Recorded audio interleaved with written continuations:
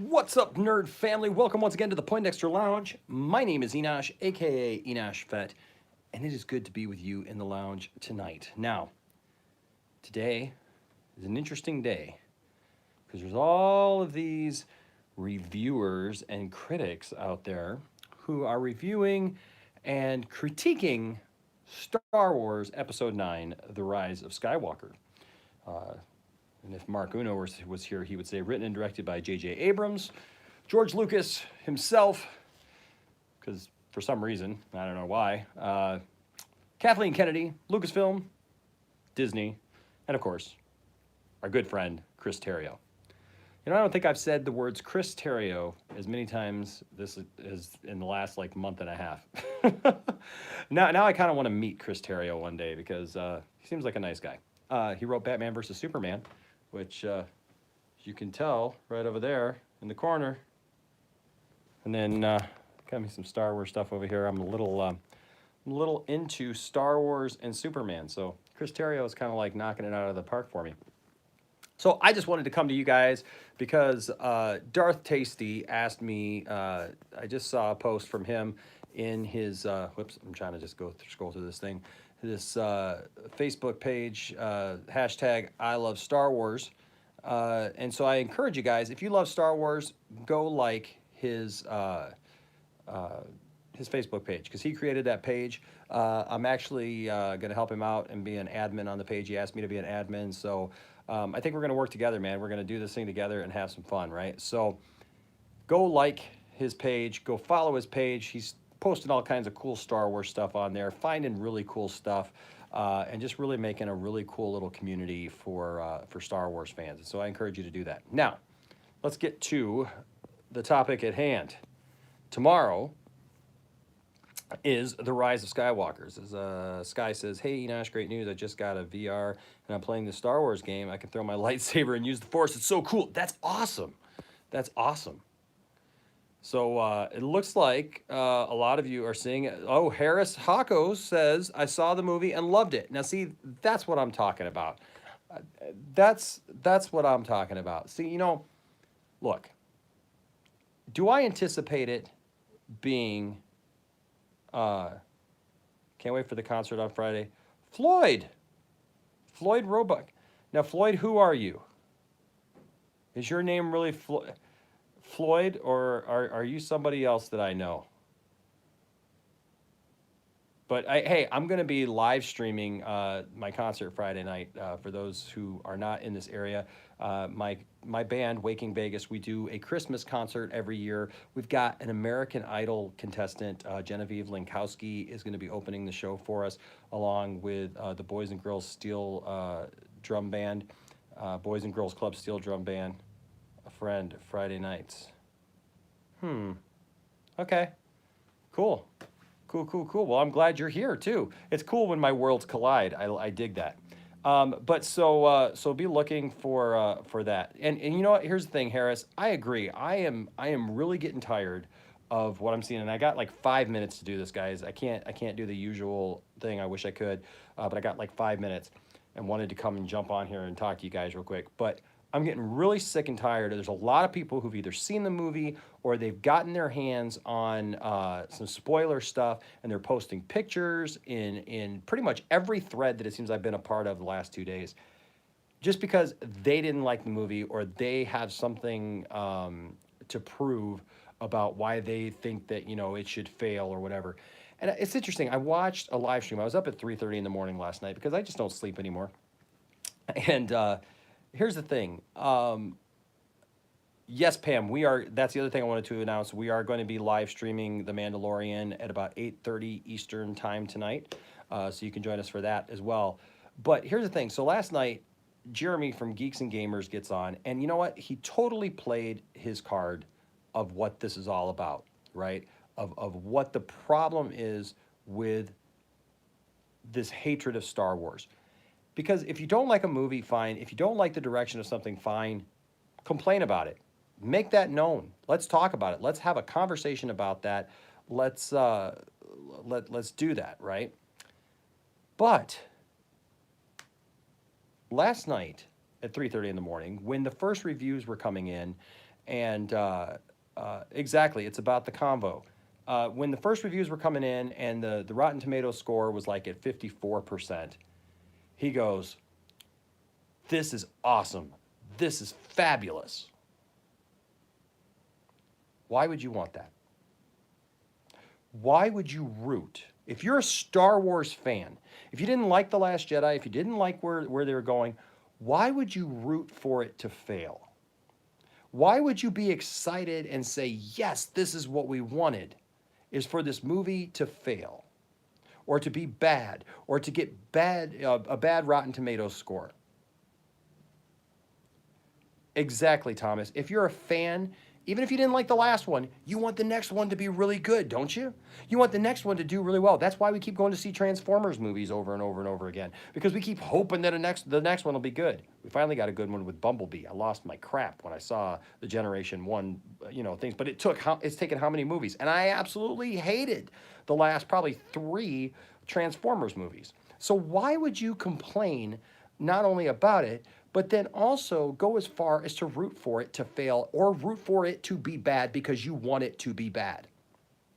Here's the thing. I want Star Wars to be good. I may not like everything that happens in Star Wars. I may not end up liking everything that happens in The Rise of Skywalker. I don't know because I haven't seen it. And I'm not claiming that just because I saw a couple of pictures online. And here's what I don't understand, because I've seen some of the pictures, okay? I've seen the pictures, whatever. There's nothing in those pictures that tells me that it's going to be bad, just from seeing the pictures that I've seen. What is up with this? Because I've seen people post pictures and go, see, this is why it's bad. And there's nothing in the pictures that says that it would be bad. Doesn't make any sense. They literally look at anything, and just say, see, that's why it's bad. It's going to be horrible. It's like Mike Zero going on and on. People have, a couple people have asked me, like, why are you so obsessed with Mike Zero all of a sudden? Look, I've been watching, you guys haven't known this, but I've been having this conversation with my family now for the last 2 years about Mike Zero. And my boys kept asking me, they're like, well, why do you watch him? It's like, I don't even have to watch him. He keeps just popping up. And every once in a while, he'll post something that I'm just like, okay, I got to watch this. I got to see what he's got to say about this. Because it's just so, it's like, you talk about a train wreck. He's like a train wreck. It's like those accidents that you can't just, you can't ignore, right? And that's why finally, after talking with you guys about this and seeing that you guys felt the same way that I did, that's why I finally started having to do the parody videos. That's why I had to make the music video. I had a couple people ask me, why'd you, they really like the music and they like everything. But, it's like one of those songs that, like, unless you know who Mike Zero is, you're not going to get the song, because there's so many of those in references. If you know who Mike Zero is, you love the song because you know that I nailed that. But that's the thing, is like, they asked me, like, why did you put so much effort and time into that? And I said, because something has to happen, right? Do I think that we're going to stop Mike Zero from posting videos? No, because the guy's making like $250,000 to $500,000 a year. So no, we're not going to stop him from posting, because he's going to post as much as, until people stop watching his videos, he's going to keep posting. But you know what? Can we do something that kind of brings people together? And you're right, GM. He just absolutely makes he just makes up crap. He just makes up garbage. What was it? Hold on. Congratulations on the first YouTube strike.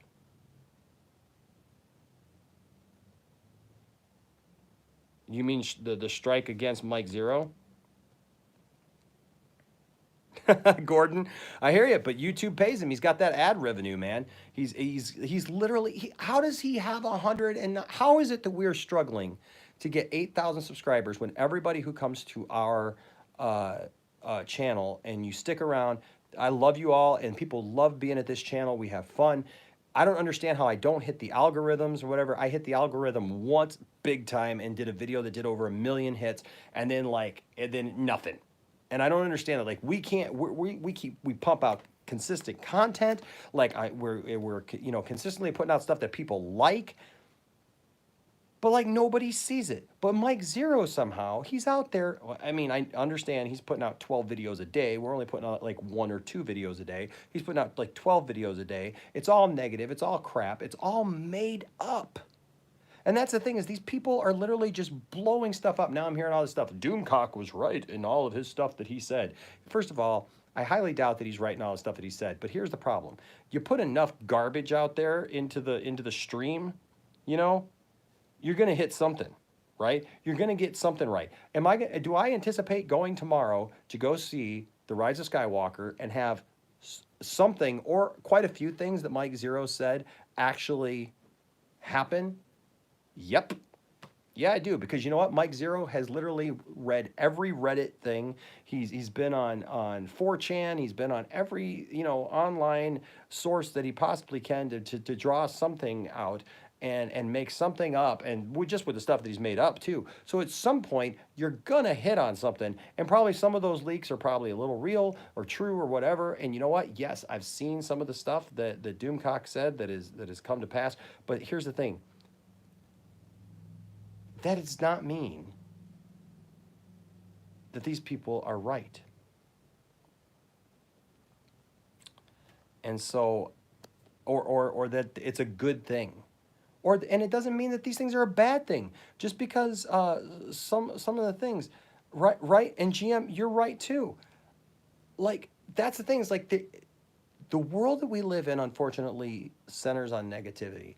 If you put all this negativity out there, man, people just love it. It's the same people who like soak up watching like Jerry Springer and afternoon talk shows and court TV shows. Now look, I like some of that stuff too. Don't get me wrong. Like it's funny to watch when you're able to sit back and watch it and go, oh boy, right? But the thing is like when people thrive off of drama and they thrive off of negativity, that's bad. It's bad for you. I mean, it's not healthy at all. And I just look at these things, guys, and I look at now sites like Doomcock and Geeks and Gamers and Mike Zero, and you know, I just don't understand it. Like, why do you have to hate on me? Thank you, GM. Why do they have to hate on me just because I like a movie they don't like? I don't hate on anybody who likes a movie that I don't like. Just is what it is. Just like what you like. And if you love Star Wars like I love Star Wars, you're going to go in tomorrow and you know what? You're going to enjoy yourself. Is it going to be a perfect movie? Nope. Are there going to be things that I'm sure we're all going to go, I didn't really care for that, or I don't understand that, or whatever. And from what I hear, there's a lot of twists and turns, as Mike Zero would say. And there's a lot of things that are, gonna pop up that, man, are gonna surprise us from what I've heard. And that's great. I want to be able to have to use my brain and think and really process, what did I just see here? Did I enjoy this or not? But at the end of the day, I'm just gonna enjoy Star Wars. I'm going to enjoy life. I'm going to enjoy things.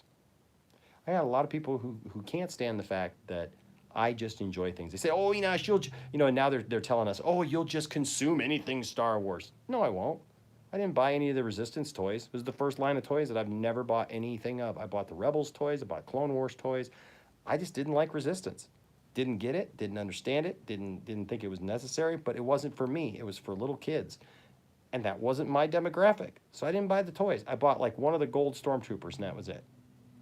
Doesn't mean I hate Star Wars. It just means it wasn't for me. And I've tried to watch it. It just wasn't for me. But you don't see me on here every day posting videos about, oh, Star Wars Resistance is crap. It's absolute garbage. It's a train wreck, blah, blah, blah. Who does that do any good for? Well, hey guys, I got to get going, but I love y'all. I appreciate all of you. I agree with you, Pam. Calling out someone for toxic lies is not attacking, and that's what I'm doing here with Mike Zero. I'm just trying to call out what he says. Gordon, thank you. I can't wait to see what our content is after the movie, man. Floyd says, I saw your video on your strike. I watch a lot of people that have been demonetized. I had to sadly watch Mike videos to understand some of the humor. Wasn't serious about the congrats comment. Oh, oh, okay. I got you. I got you. Yeah, yeah. You know what? We got through that though. You know what? We got through that. So I'm glad that we got through that, and it ended up going away. And so you know, it's just one of those things that popped up, and I'm really glad that we got through the whole strike and got over that, and we got back to doing what we do, stuff like this. All right, guys. Well, hey, I got to get going. Love you guys. We will see you back at 8:30 p.m. Eastern Time to watch The Mandalorian Episode 7. Looking forward to it. It's going to be a great weekend of Star Wars stuff. All right, guys. May the Force be with you.